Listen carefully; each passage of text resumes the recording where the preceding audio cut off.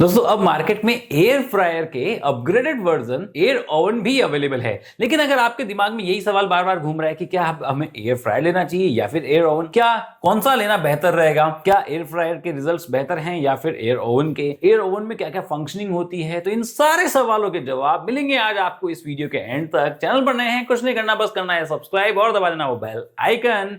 चलिए शुरू करते हैं। Air fryer versus air oven.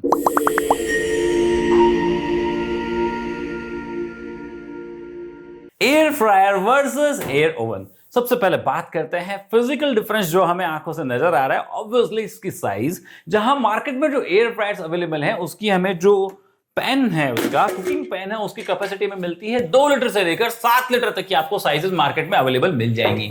वहीं एयर ओवन का जो कुकिंग जो इसका जो ट्रे का साइज है या फिर मैं इसका वॉल्यूम की बात करूं तो वो 12 लीटर से लेकर 27 लीटर तक के आपको एयर ओवन मार्केट में अवेलेबल है। अब दोस्तों सबसे पहले डिफरेंस ये आता है कि यार इस बड़ी साइज का फायदा क्या। अब बड़ी साइज का फायदा ये कि अगर आप काफी एक साथ में ज्यादा कुकिंग भी करना चाहें तो जो आप एयर फ्रायर में नहीं कर सकते हैं वो आप एयर ओवन में कर सकते हैं। मतलब कि अगर आपको एक साथ काफी सारे समोसे बनाने हो या फिर बनाना हो बड़ी साइज का पिज्जा या फिर बनाना हो कोई केक, तो यहाँ पे आपका बन सकता है, जो कि यहाँ पे नहीं बन सकता। और ऑब्वियसली एयर फ्रायर में वो काम होता भी नहीं है, क्योंकि अब हम बात करते हैं फंक्शनिंग की कि भाई एयर फ्रायर में क्या कर सकते हैं और एयर ओवन में कर क्या क्या सकते हैं। एयर फ्रायर में सिर्फ और सिर्फ फ्राइंग का काम हो सकता है, जो काम आप डीप फ्राई करके करते हैं। आपको समोसा, कचौड़ी, आपको कुछ भी तला हुआ कुछ भी बनाना होता है तो आप उसको डीप फ्राई करते हैं। वहीं आपको एयर फ्रायर के अंदर सिर्फ और सिर्फ उसके ऊपर ब्रशिंग करनी होती है ऑयल की, और वो काम हमारा बहुत अच्छे से हो जाता है।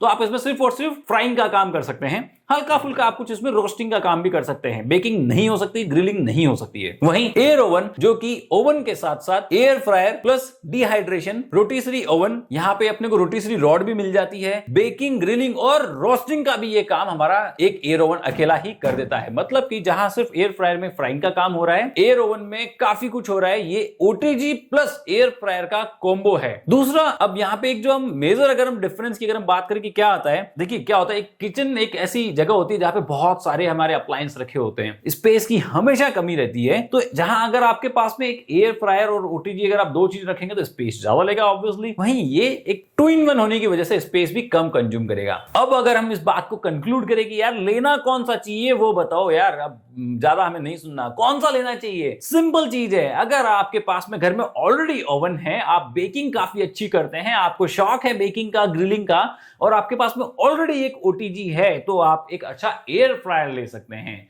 लेकिन आपके पास में ओटीजी नहीं है और आप एक एयर फ्रायर के साथ साथ आप हल्की फुल्की बेकिंग भी करना चाहते हैं, ग्रिलिंग भी करना चाहते हैं, कभी कभी पिज्जा, कभी कभी केक, थोड़ी सी आप पनीर टिक्का, कभी आप नॉनवेज भी बनाना चाहते हैं, तो आपके लिए एयर ओवन सबसे बेस्ट सुटेबल आपके लिए ये अप्लायंस रहेगा। साथ ही साथ में अगर प्राइस की बात करूं, क्योंकि देखो वो बहुत मैटर करती है। जहां एयर फ्रायर, अगर आप ढंग की क्वालिटी का एयर फ्रायर आप मार्केट में लेने के लिए जाएंगे तो आपको लगभग 7 से 10 हजार रुपए पे करने पड़ेंगे। वहीं एयर ओवन भी इसी प्राइस में अवेलेबल है, तो हमें बहुत ज्यादा एक्स्ट्रा पे नहीं करना है एयर ओवन के लिए।